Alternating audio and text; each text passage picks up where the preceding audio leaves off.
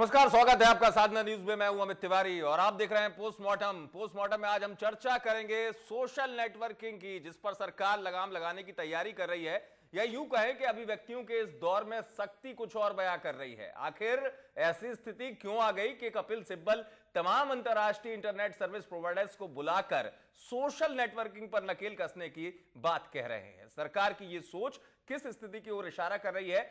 ये सरकार की बेचैनी है या वक्त की मांग? काफी कुछ सवाल सामने आते हैं। कैसी निगरानी चाहती है सरकार? और सबसे अहम सवाल यह कि क्या देश की मौजूदा स्थितियों में ये सोशल साइट्स लोकतंत्र की आवाज की राह बना रही है? अगर ये राय है तो सरकार की गुस्से भरी निगाह क्यों है?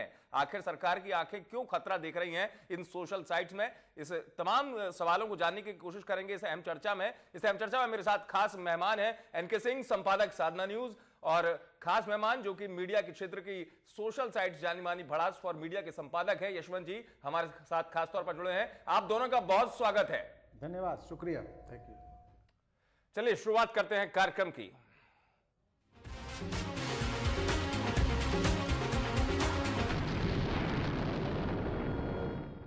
जी हां, सोशल मीडिया सरकार के निशाने पर है। एक तरफ सरकार इसे जरूरी बता रही है तो जानकार यहां तक कह रहे हैं कि भारत चीन और पाकिस्तान के रास्ते पर जाता हुआ नजर आ रहा है। क्या कुछ मंजर है, एक नजर हम डाल लेते हैं।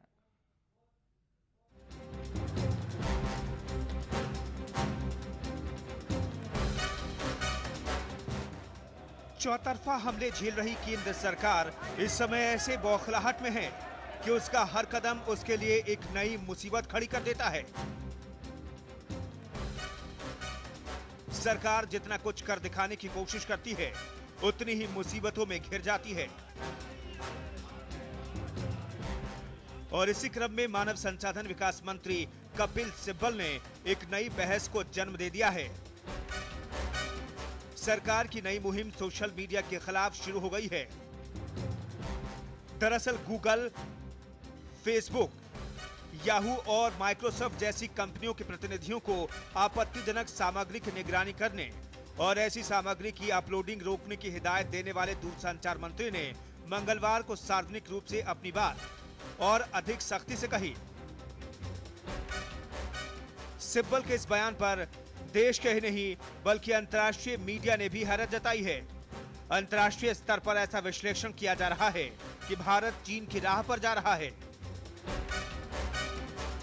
जानकारों का मानना है कि जिस तरह से भारत में सोशल मीडिया ने अन्ना के आंदोलन पर अपनी प्रतिक्रिया दी थी, उससे सरकार में घबराहट की स्थिति आ गई है।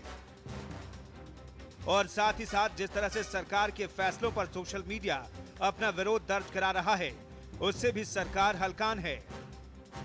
गौरतलब है कि ट्यूनेशिया से लेकर मिस्र तक की क्रांतियों में भी सोशल मीडिया की अहम भूमिका रही है और सत्ता परिवर्तन की वजह बनी। फिलहाल सरकार की ये मुहिम कितनी आगे बढ़ पाएगी, ये तो देखने वाली बात होगी। लेकिन आपको बता दें कि इससे पहले पाकिस्तान और चीन ने भी ऐसी कोशिशें की थी, लेकिन उन्हें जनता के सामने मुंह की खानी पड़ी थी। ब्यूरो रिपोर्ट, साधना न्यूज।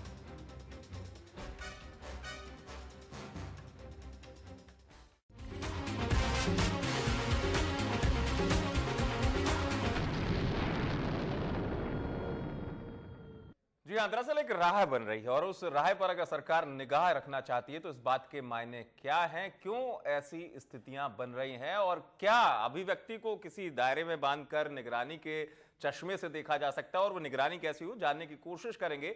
स्टूडियो में दो खास मेहमान लगातार मेरे साथ बने हुए हैं। मेरे साथ हैं एनके सिंह, संपादक साधना न्यूज, यशवंत जी जो कि संपादक भड़ास फॉर मीडिया हैं। एनके, पहला सवाल मेरा आपसे कि दरअसल ये सरकार का जो दौर चल रहा है इसमें गुस्सा बहुत आ रहा है, गुस्से की बड़ी दिक्कत हो रही है। राहुल गांधी दिल्ली में रहते हैं, उनको गुस्सा नहीं आता, वो यूपी जाते हैं, उनको गुस्सा आ जाता है। कपिल सिब्बल थोड़े दिन तक नियंत्रित रख पाते हैं, उनको फिर गुस्सा आता है। इस बार गुस्से के मायने सोशल साइट से जुड़े हुए हैं, अभिव्यक्ति से जुड़े हुए हैं। मंशा क्या दिखाई देती है आपको इस गुस्से में? एनके, आपसे जानना चाहूंगा।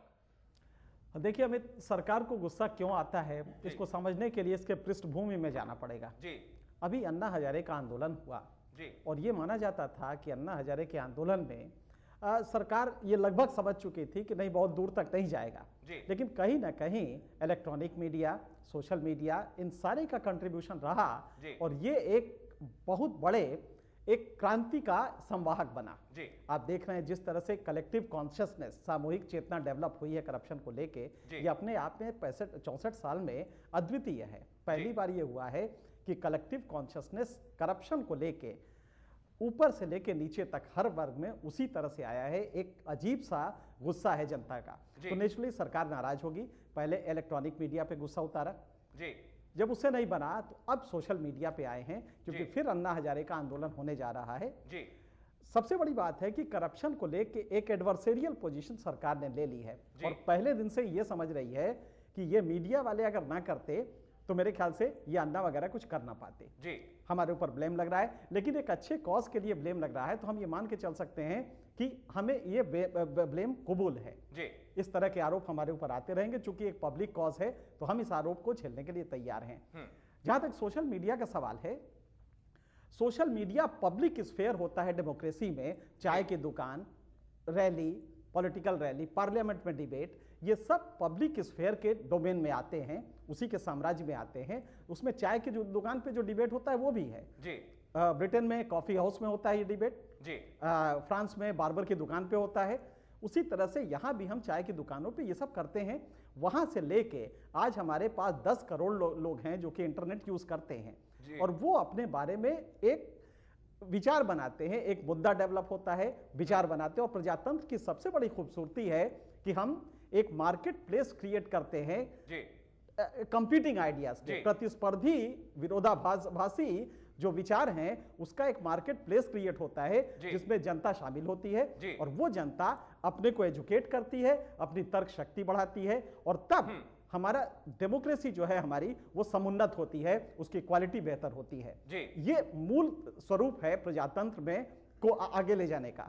तो लिहाजा जब कपिल सिब्बल कहते तो शायद उनको 19(1)(a) का जो फंडामेंटल राइट में दिया गया है अभिव्यक्ति की स्वतंत्रता और पहला जो अमेंडमेंट अमेरिका का था, अगर वो थोड़ा सा उस पर नजर डाले तो कोई हिम्मत नहीं करता, आज तक पूरे वर्ल्ड में अगर आप चले जाएं तो आज तक कोई हिम्मत नहीं करता कि इस तरह की स्वतंत्रता को छेड़े। आज कपिल सिब्बल जो कह रहे हैं, इनको एहसान मानना चाहिए कि सोशल मीडिया इस समय उस मकाम पे आया है कि कम से कम गुस्सा अपना लिख के निकाल ले रहा है। अगर ये लिख के निकालना बंद कर दे तो एक बार बहुत बढ़िया आर्टिकल 19 जो universal declaration of human rights है, उसके डायरेक्टर ने कहा था कि ये उस चिड़िया की तरह है जो खदान में विषैली गैस निकलने की सूचना पहले से दे देती है। तो सोशल मीडिया ये विषैली गैस फैलने की सूचना दे रही है। अगर आप इसको बंद कर देंगे तो वो गैस कितना बड़ा विस्फोट करेगा। क्या अभिव्यक्ति कैसे हो, शब्दों में भी ना हो, सड़क पर अभिव्यक्ति होती है तो दिक्कत होती है, लेकिन तकनीक पर जो निगरानी की बात है उसको जानने की कोशिश करूंगा। यशवंत जी भी मेरे साथ बने हुए हैं। यशवंत जी, आपकी साइट्स भी है, सोशल साइट्स आप चलाते हैं, संपादक हैं आप, किस तरीके से सेंसरशिप को आप देखेंगे? सेंसरशिप के मायने किस नजर से देखेंगे? तमाम कमेंट्स आपकी साइट्स पर आते हैं, कैसे सेंसरशिप आप करते हैं, पहले तो ये जानना चाहूंगा। और सेंसरशिप, और दरअसल सवाल जो मेरा है वो बुनियादी सवाल ये ज्यादा है कि तकनीक पर कैसी निगरानी, क्योंकि आप तो बहुत निगरानी करते हैं, तकनीक पर कमेंट्स आते हैं लगातार। आपने कई सवाल पूछे हैं, मैं सिलसिलेवार जवाब देना चाहूंगा। पहली बात तो ये कि दरअसल ये कोई अलग थलग मामला नहीं है सोशल मीडिया का। अभी NK सिंह जी हैं जिन्होंने जो इस समय टेलीविजन की अभिव्यक्ति की आज़ादी को लेकर सरकार से जो तमाम बातें हुई हैं उसको उन्होंने जो है मुद्दे को उठाया। मैं कह रहा हूं कि अन्ना के आंदोलन के बाद, जो कि अभी NK जी ने भी कहा, जिस तरह से सरकार को दिक्कत हुई, उसकी जो अलोकप्रियता साबित हो रही है, करप्शन के इशूज पे जिस तरह से सरकार घिरी हुई है, तमाम स्कैंडल सामने आ रहे हैं, तो उसे पहली बार बहुत दिनों बाद लगा जो है कि ये चैनल तो लगता है कि हमारे खिलाफ जा रहे हैं। इसके पहले सब सही था, जब कॉमेडी शो चलता था, तमाम तरह के प्रोग्राम होते थे, तब सरकार को कोई दिक्कत नहीं थी क्योंकि सरकार पे सीधा हमला नहीं था। लेकिन वही मीडिया जब जनता के रुख को देके, जनता के आक्रोश को आवाज देने की कोशिश करने लगा, तब सरकार को दिक्कत होने लगी। तो पहले टेलीविजन को उन लोगों ने जो है चेताया, कई सारे से कब्जे में लाने की कोशिश की या हिदायत देने की कोशिश की, लाइसेंस वाले इशू को उठाया, कई तरह की चेतावनियां दी गई जिसको बार बार हम लोगों ने उठाया भी। अब सोशल मीडिया पे आ रहे हैं क्योंकि सोशल मीडिया दरअसल नए जमाने का मीडिया है। मैं आपको बताना चाहूंगा कि कानाफूसी, बजिंग, गासिप, अब ये न्यूज है। हम लोग 5 क पढ़ के आते हैं पत्रकारिता कोर्सेज में जी। अब वो दौर थोड़ा आगे बढ़ गया है। दुनिया भर में जो सिटीजन जर्नलिज्म की शुरुआत हुई है, हर आदमी अब जो है पत्रकार इसलिए है क्योंकि उसके पास वो इक्विप्ड है मोबाइल से, वो फोटो खींच सकता है, ऑडियो रिकॉर्ड कर सकता है, अपने गली मोहल्ले की हालात पे लिख सकता है अपने ब्लॉग पे।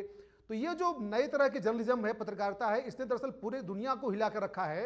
लेकिन कोफ्त ये होती है कि भारत जैसा जो एक बेहद उदार देश जो है, जहां पे कहा जाता है कि राजीव गांधी ने टेक्नोलॉजी की शुरुआत की, कांग्रेस बहुत उदार है, उसे तो हर विचारधाराओं को लेकर चलती है। लेकिन ये दुनिया का इतिहास है कि जहां भी सत्ताधारियों को लगता है कि उनकी सत्ता जाने वाली है, जनता उनके खिलाफ होने लगी, तब वो पहला काम करते हैं कि जो बीच में जो वो पुल है, जो मैसेज कन्वे करता है, उसे दबाने की कोशिश करते हैं। टेलीविजन, अखबार जो कि बड़े पूंजी के खेल हैं, बड़े पूंजी से चलते हैं, वहां पे तो आप थोड़ा बहुत कर भी सकते हो, लेकिन जो आम नागरिक है, 10 करोड़ यूजर हैं इस देश में, कैसे आप करोगे? यही कारण है कि जब फेसबुक पे दिग्विजय सिंह के चेहरे के साथ कुत्ते का चेहरा लगाया जाता है, जब कपिल सिब्बल को दिखाया जाता है कि कैसे अन्ना हजारे पटकनी दे रहे हैं, जब सोनिया गांधी के बारे में बताया जाता है कि स्विट्जरलैंड में 10 साल पहले एक मैगजीन में राजीव गांधी की फोटो छपी, जो बहुत लोकप्रिय मैगजीन है, थर्ड वर्ल्ड कंट्रीज के नेताओं के फोटो छपी कि इनके पैसे जमा है स्विस बैंक में, तो वो सब बातें आती हैं जो है फेसबुक पे, न्यू मीडिया पे या साइट्स पे, तब सरकारों को दिक्कत होने लगती है कि आखिर ये जो जन भावनाओं का जो उबाल है। अब देखिए, अब जब से ये इशू शुरू हुआ है, आप फेसबुक खोल के देख लीजिए, हर आदमी लगातार कपिल सिब्बल को चेतावनी दे रहा है, तरह तरह से अपनी प्रतिक्रियाएं व्यक्त कर रहा है, अपने कार्टून के जरिए भावनाओं को निकाल रहा है। तो मुझे लगता है कि ये जो हवा का रुख है, इसे कांग्रेस नहीं भांप रही है, और वैसे ही गलती करने जा रही है जैसे आपातकाल में इंदिरा गांधी ने की थी। जी बिल्कुल बिल्कुल।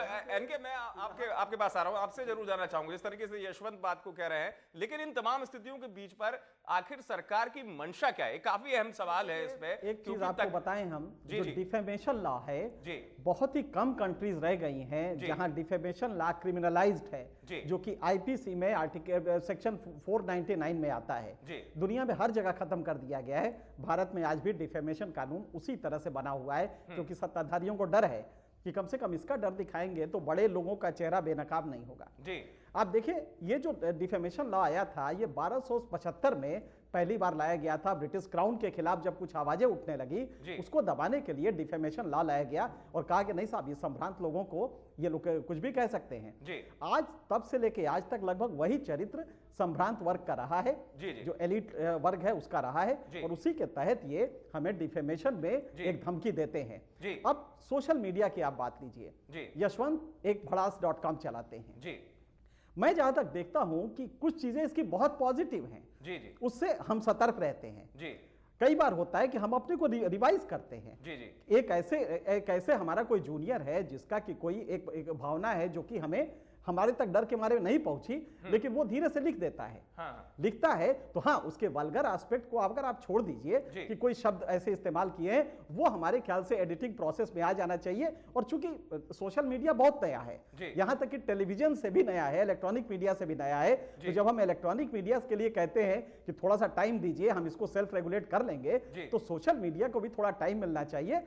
जो एक कोई वल्गर एस्पेक्ट है वो उससे खत्म हो जाएगा। बिल्कुल ऐसी स्थितियों पर निगरानी की जरूरत है, ये आप भी मान रहे हैं। मैं यहां पे रुक रहा हूं ब्रेक के लिए। ब्रेक के बाद जब लौटेंगे तो जानेंगे आखिर दिक्कत है, और निगरानी अगर है जरूरी तो वो निगरानी किस स्तर पर होना चाहिए। क्या सरकार निगरानी रख सकती है? वो निगरानी सोशल साइट्स के लिए होना चाहिए? ये काफी अहम सवाल है। यहां रुक रहे हैं ब्रेक के लिए। ब्रेक के बाद जल्द हाजिर होते हैं।